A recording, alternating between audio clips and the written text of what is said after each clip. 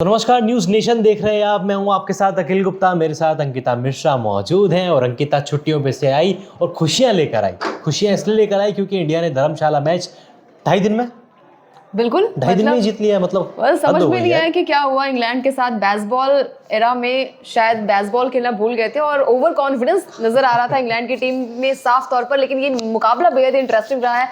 जिस तरीके से गेंदबाजी हुई टीम इंडिया की ओर से, बल्लेबाजी हुई कमाल की हुई है।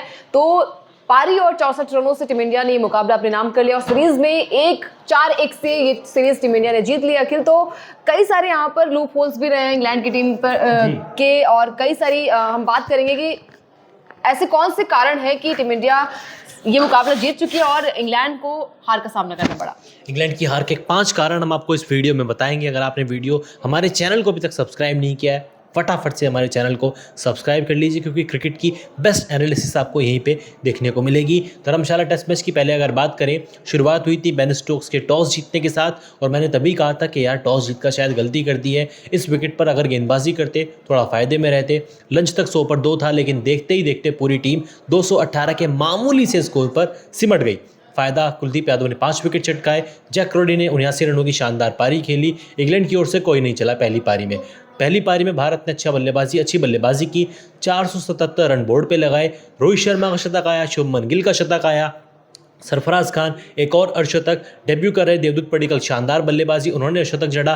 ध्रुव जुरेल हालांकि बड़ी पारी नहीं खेल पाए, लेकिन कुलदीप यादव और बुमराह ने भी दिखाया कि वो भी ज़रूरत पड़ने पर अच्छी बल्लेबाजी कर सकते हैं। भारत को मिली 259 रनों की बड़ी लीड। उम्मीद थी, हालांकि पहले लग चुका था कि इंग्लैंड ये पारी से मैच हारने वाला है, लेकिन फिर भी क्रिकेट में कभी भी कुछ भी हो सकता है। क्या पता कुछ करिश्मा हो जाता। लेकिन इंग्लैंड की पूरी पारी वो सोच कर आए थे कि यार आज ही ऑल आउट हो जाएंगे, आज ही इंग्लैंड की फ्लाइट पकड़ लेंगे। बिल्कुल, देखिए, क्योंकि हमने देखा था वो अप्रोच नजर नहीं आई थी। मतलब 218 पे ऑल आउट हो जाती पहली पारी में और दूसरी पारी में भी 195 पर ऑल आउट हो जाती है। कहीं ना कहीं ये दिखाता है अखिल कि आप जिस अप्रोच से नजर आए थे, यानी कि बेसबॉल स्टाइल में आप मैच को फिनिश करने वाले थे, लेकिन शायद ये बेसबॉल इंडिया में नहीं चल पाएगा। और वही हुआ। हमने देखा कि पहला मैच जिस तरीके से टीम इंडिया ने वो मैच हारा था, ऑली पॉप ने वहां पर कमाल की बल्लेबाजी की थी अखिल। लेकिन उसके बाद जिस तरीके से कमबैक किया है टीम इंडिया ने, चाहे वो रांची टेस्ट मैच हो, चाहे वो राजकोट टेस्ट मैच हो, वाइजैक टेस्ट मैच हो, वहां पर भी कमाल का प्रदर्शन देखने को मिला। और धर्मशाला में भी उम्मीद थी, और उम्मीद वही थी कि ये मैच टीम इंडिया अपने नाम कर लेगा, और वही हुआ। और बड़े कारण हैं यहाँ पर इंग्लैंड के हार के। लेकिन सबसे पहला हार का कारण ये है कि बेसबॉल ही उनकी हार का कारण बना अखिल। की हम कहते हैं ना, बेसबॉल स्टाइल में मैच को फिनिश करेंगे, T20 फॉर्मेट की तरह वो मैच को खेलेंगे। शायद यही उनका कॉन्फिडेंस कॉन्फिडेंस में तब्दील हुआ, और यही से मैच को वो पहले मैच जीत चुके थे। शायद वो कॉन्फिडेंस था कि बेसबॉल स्टाइल खेल रहे हैं, और बेसबॉल स्टाइल में कॉन्फिडेंस ये भी था ना, ओवर कॉन्फिडेंस ये भी था कि 600 बनाएंगे हम वो भी जीत जाएंगे, 600 का टारगेट दोगे हम वो भी चेज कर लेंगे। यार हर बार ऐसा नहीं हो सकता। आपको ठीक है, बेसबॉल क्रिकेट में उसको बुरा नहीं कहूँगा, मैं बेसबॉल क्रिकेट के खिलाफ नहीं हूँ, पसंद भी करता हूँ बेसबॉल को, क्योंकि इंग्लैंड को उसकी सफलता मिली है, लगातार सीरीज जीती है। लेकिन एशिया में, खास तौर पे इंडिया में बेसबॉल सफल नहीं हो सकता था। रैंक टर्नर विकेट पर आप बेसबॉल क्रिकेट नहीं खेल सकते। ये बात बेन स्टोक्स के और मैकुलम के भेजे में अच्छे से घुस गई होगी, क्योंकि यार इंडिया में अगर आपको खेलना है तो टेस्ट क्रिकेट खेलना पड़ेगा, स्पिनर्स के अकॉर्डिंग आपको क्रिकेट खेलना पड़ेगा, स्पिनर्स को कैसे टैकल करना है ये आपको सीखना पड़ेगा, उसकी ट्रेनिंग लेनी पड़ेगी इंग्लैंड को अच्छे से, क्योंकि आप सीरीज 4-1 से हार चुके हैं। पहला कारण इंग्लैंड की हार का यही रहा कि बेसबॉल क्रिकेट पर वो ओवर डिपेंडेंट हो गए। आपको ओवर डिपेंडेंट नहीं होना था, आपको जो रूट से सीखना था, जिस तरह की पारी जो रूट ने खेली, लेकिन वो भी फॉर्म में नहीं थे। एक पारी खेलकर आप अपने बुरे फॉर्म पर पर्दा नहीं डाल सकते। दूसरा कारण शायद बेन स्टोक्स की कप्तानी। बिल्कुल, बेन स्टोक्स की कप्तानी हमने देखी है कि अखिल पहले मैच जीतने के बाद शायद हम तारीफ भी कर रहे थे कि भाई चलिए बेसबॉल स्टाइल में एक बार फिर से तहलका मचाएंगे बेन स्टोक्स, लेकिन यहाँ पर भी उनकी कप्तानी नाकाम नजर आई। हमने देखा सेकंड मैच में भी, वाइजैक मैच में भी उनका बोलबाला देखने को नहीं मिला, और वो टफ पिच भी थी, लेकिन फिर भी वहां पर एक तरफ लग रहा था कि शायद ये मैच जो है वो इंग्लैंड की टीम जीत सकती थी। लेकिन हम कहते हैं ना कि शायद कप्तानी वहां पर अच्छी नहीं हुई, और कप्तानी पारी देखने को नहीं मिली। हमने देखा है कि रोहित शर्मा ने कप्तानी पारी खेली, स्टार्टिंग में रन्स अच्छे बनाए, लेकिन जब यहाँ पर जरूरत थी टीम को, और निचले क्रम की बल्लेबाजी हम कहते हैं कि ज्यादा टफ इसलिए भी होती है ना कि आपको स्कोर को ज्यादा तब्दील में करना पड़ेगा, एक स्कोर बोर्ड पे अच्छा रन लगाना पड़ेगा। यहाँ से बेन स्टोक्स ने वो कमाल नहीं किया, उम्मीद से परे वो उतरे हैं। मतलब उम्मीद थी कि एक अच्छी बल्लेबाजी होगी बेन स्टोक्स के बल्ले से। कप्तानी तो खराब की ही, उसको कवर अप कर सकते थे अगर अच्छी बल्लेबाजी करते, लेकिन हैदराबाद टेस्ट की पहली पारी में 70 रन बनाए। पूरी सीरीज में फिर बेन स्टोक्स का बल्ला नहीं चला, फॉर्म को तलाशते हुए नजर आए। कुछ स्टार्ट मिले 31-43, लेकिन वही है ना, बड़े स्कोर में कन्वर्ट नहीं कर पाए क्योंकि प्रेशर खुद के ऊपर इतना ज़्यादा ले लिया। और दूसरा मुझे समझ नहीं आया, जब आप फिट थे बॉलिंग के लिए, आपने बॉलिंग क्यों नहीं की अंकिता? आपने इस सीरीज़ में पहली बॉल डाली, पहली बॉल पे रोहित शर्मा का विकेट लिया, 5 ओवर का स्पेल था, आप अच्छी लय में नजर आए, इकोनॉमिकल भी थे, उसके बाद भी आपने बॉलिंग कंटिन्यू नहीं की। बिल्कुल, ये सबसे बड़ा कारण ये भी है ना कि आप बॉलिंग करते, शायद यहाँ से कुछ मैच का रुख बदलता और मार्कवुड को एक सपोर्ट मिल सकता था। बिल्कुल सपोर्ट मिलता। हमने देखा कि वो प्रेशर दिख रहा था गेंदबाजों पर, शायद वो आप अगर यहाँ से गेंदबाजी करते, कुछ ओवर्स करते, शायद वो प्रेशर रिलीज होता है यहाँ पर।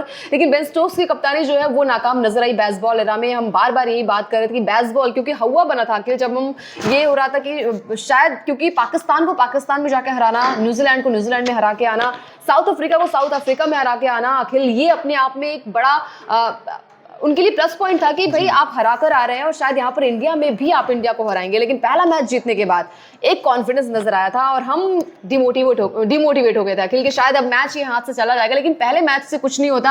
आपको सीरीज में जिस तरीके से रन बनाने होते हैं, जैसे जायसवाल ने अच्छी पारी खेली, शुभमन गिल के बल्ले से रन नहीं निकले थे, लेकिन फिर भी उन्होंने पारी को संभाला और जिस तरीके की बल्लेबाजी उनके बैट से देखने को मिली अखिल, वो अपने आप में काबिल तारीफ है। लेकिन यहाँ पर बेन स्टोक्स जो लगातार फ्लॉप साबित हुए थे, कप्तानी से भी और बैटिंग से भी, तो कहीं ना कहीं हार का दूसरा कारण ये भी रहा है। बिल्कुल, कप्तानी, बल्लेबाजी, गेंदबाजी, फील्डिंग भी इतनी लचर रही इंग्लैंड की। चारों डिपार्टमेंट में, खेल के हर एक डिपार्टमेंट में इंग्लैंड लगा हुआ नजर आया। अगर बेन स्टोक्स की थोड़ी सी अच्छी कप्तानी होती, बेस्ट बॉल पे इतने डिपेंडेंट ना होते, तो शायद सीरीज का रिजल्ट कुछ और होता। तीसरा हार इंग्लैंड की हार का यही रहा कि उनकी मिडिल ऑर्डर की बल्लेबाजी बहुत ही खराब रही। मतलब जो Root, Jonny Bairstow, Ben Foakes, Ben Stokes, इतने बड़े बड़े नाम, कोई भी नहीं चला। बिल्कुल, जैक क्राउली ने जिस तरीके से ओपनिंग वो करते थे अखिल, वो एक तब्दील हो सकता है बड़े स्कोर में, लेकिन वो शायद मिडिल ऑर्डर के बैट्समैन नहीं कर पाए। हमने देखा है कि इंडियन बल्लेबाजों में सरफराज खान ने कमाल की बल्लेबाजी की, अपने डेब्यू मैच में इस तरीके से प्रदर्शन किया। इसके अलावा शुभमन गिल ने वो हम कहते हैं ना कि चौथी पारी में बल्लेबाजी अच्छी की थी, जायसवाल ने अच्छा स्टार्ट दिया था, रोहित शर्मा ने अच्छा स्टार्ट दिया था। तो कहीं ना कहीं अगर आप स्टार्ट अच्छा देते हैं तो मिडिल ऑर्डर के पास ये प्लस पॉइंट होता है कि उस स्कोर को, अच्छे स्कोर को तब्दील कर पाए। लेकिन शायद यहाँ पर अखिल मेरे हिसाब से हर मैच में गलती हुई है। हम कहते हैं ना कि एक हीरो नहीं हो सकता आपके जीत का, बल्लेबाजी का, क्योंकि ऑली पॉप ने वो मैच जिताया, आपको शायद वो मैच आपने जीत लिया था, लेकिन उसके बाद बेन डकेट आए, कई सारे जो रूट ने भी अच्छी बल्लेबाजी की, लेकिन एक अकेला कब तक आपको ये साथ दिखाएगा और साथ निभाएगा कि आपको मैच जिताएगा।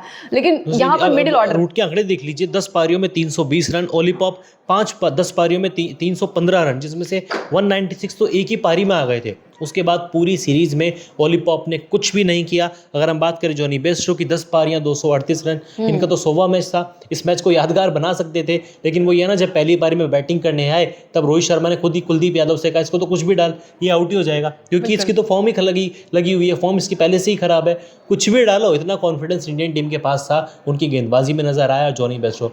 मैं पर्सनली तौर पर बहुत डिसअपॉइंट हुआ हूँ, क्योंकि मैं बेस्ट्रो का फैन भी हूँ, मुझे बेस्ट्रो की बल्लेबाजी पसंद है और इंडिया में एक्सपीरियंस उनके पास खेलने का, लेकिन जिस तरीके का परफॉर्मेंस किया, बहुत डिसअपॉइंट किया। बेन फोक्स विकेट कीपर हैं, उनकी परफॉर्मेंस की बात करें, 10 पारियां केवल 205 रन, हर एक पारी में खिलाड़ी को स्टार्ट मिला है, 30, 32, 45, 47, बड़े स्कोर में कन्वर्ट नहीं कर पाए। नतीजा हमारे सामने है, इंग्लैंड 4-1 से हार चुका है। बिल्कुल, और अगर मैं अखिल यहाँ पर बात करूं कि चौथा पॉइंट ये भी हो सकता है ना, स्पिनर्स का यहाँ पर उस तरीके से बोलबाला देखने को नहीं मिला। हमने देखा कि जैक लीच जो रूल आउट हो जाते हैं पहले मैच खेलने के बाद, रेहान अहमद भी अपने घर चले जाते हैं, उसके बाद वो दमखम नजर नहीं आया, वो बॉलिंग अप्रोच नजर नहीं है। हाँ, शोएब बशीर ने अच्छी गेंदबाजी की है, लेकिन उसके अलावा अगर मैं जैसे हम अगर इंडियन बॉलर्स की बात करें, तो अगर यहाँ पर अश्विन का नहीं चल पाए थोड़े बहुत, तो कुलदीप यादव ने विकेट चटकाया है, रविंद्र जडेजा ने चटकाया अखिल। लेकिन बल्कि शुरू के रोक रहा हूँ बीच में आपको, क्योंकि शुरुआत के 3 मैचेस में तो अश्विन का वो परफॉर्मेंस ही नहीं था, कुलदीप का परफॉर्मेंस था।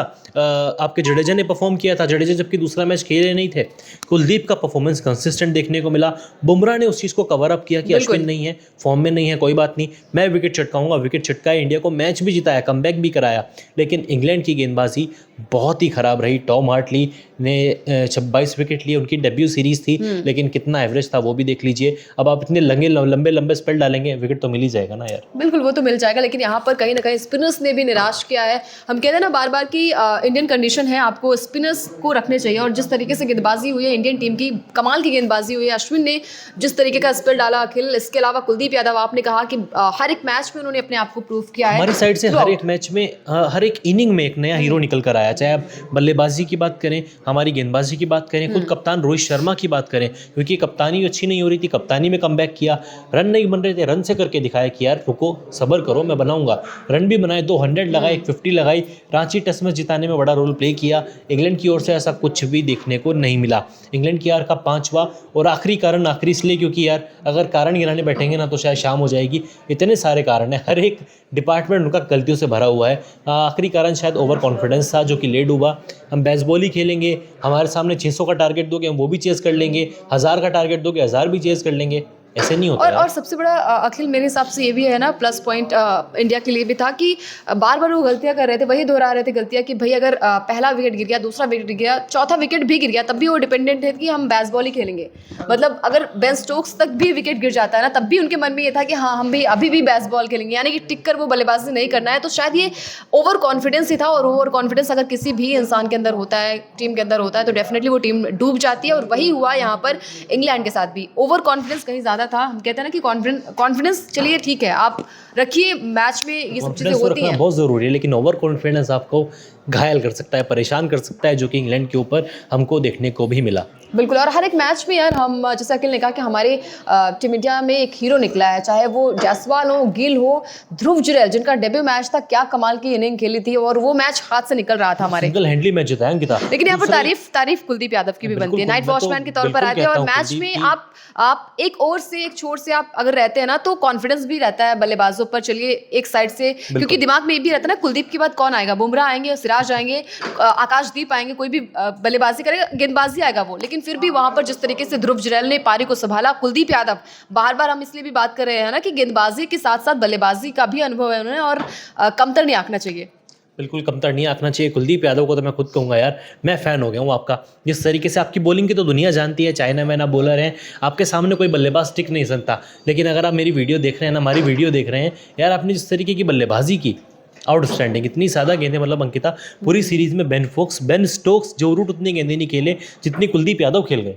यार यही होता है, यही चीज़ें होती है ना कि हम कहते हैं ना कि मुश्किल दौर पे जो टिका रहता है ना, वही असली हीरो होता है। तो शायद यहाँ पर कुलदीप यादव ने, मुश्किल परिस्थिति में हम वो मैच शायद हार जाते, लेकिन उस मुश्किल परिस्थिति में नाइट वॉचमैन के तौर पर आए। और हम कहते हैं ना कि दिन की शुरुआत होती है तो विकेट्स भी गिरते हैं, और विकेट्स पर टिके रहना। 131 गेंदें खेल गए थे, मतलब बिल्कुल 100 गेंदें हमारा टेलेंडर खेल के जा रहा है नाइट वॉचमैन के तौर पर, वो भी कुलदीप यादव, आउटस्टैंडिंग। तो इंडिया ने हैदराबाद टेस्ट हारने के बाद जिस तरीके का कमबैक किया, वाइजैक टेस्ट 106 रन से जीता, राजकोट टेस्ट पे इतिहास रच दिया, भारत की टेस्ट हिस्ट्री की सबसे बड़ी जीत, 434 रन से इंडिया मैच जीता। रांची में थोड़ी मशक्कत करनी पड़ी, लेकिन अंततः जीत हमें मिली। 5 विकेट से टीम इंडिया ने तिरंगा लहराया और सीरीज़ अपने नाम कर ली, सीरीज़ सील कर ली। आखिरी मैच था, कंडीशन ये होंगी, सीमिंग कंडीशन होंगी, बारिश होगी, बर्फ़ पड़ेगी, इंग्लैंड मैच जीत जाएगा क्योंकि इन्हीं कंडीशन में खेलता है। यहाँ पर बेसबॉल सफल होगा, लेकिन देख लीजिए ट्रिगर एक बार फिर से टीम इंडिया ने किया, गन पॉइंट पर इंग्लैंड को रखा और पारी और 64 रन इस सीरीज़ की सबसे बढ़िया विन मैं कहूँगा टीम इंडिया को मिली। 2.5 दिन के अंदर ये मुकाबला खत्म हुआ, सीरीज़ भारत ने 4-1 से जीत ली है। रोहित शर्मा ने इतिहास रच दिया है। Jaiswal player of the series 712 run, Kuldeep Yadav player of the match, बल्ले से भी चमके, गेंद से भी चमके, और अश्विन 100वां टेस्ट मैच खेल रहे थे, 9 विकेट ले गए, पहली पारी में 4, दूसरी पारी में 9, और कमाल का उनके लिए परफॉर्मेंस रहा। टीम इंडिया ने सीरीज़ अपने नाम कर ली है। इस वीडियो में फिलहाल इतना ही। वीडियो पसंद आई हो तो लाइक, शेयर और कमेंट करना बिल्कुल ना भूलें। और अगर आपने अभी तक हमारे चैनल को सब्सक्राइब नहीं किया है, 1 लाख होने वाले हैं अंकिता, 1 लाख होने वाले हैं यार। बिल्कुल। तो देखिए 1 लाख सब्सक्राइबर होने वाले हैं, तो फटाफट से कर लीजिए, किस बात की देरी। और तमाम देश दुनिया की जो जानकारी है सिर्फ और सिर्फ आपको कहाँ मिलेगी, न्यूज़ नेशन पर। तो फटाफट से चैनल को सब्सक्राइब भी कर लीजिए। बहुत बहुत शुक्रिया।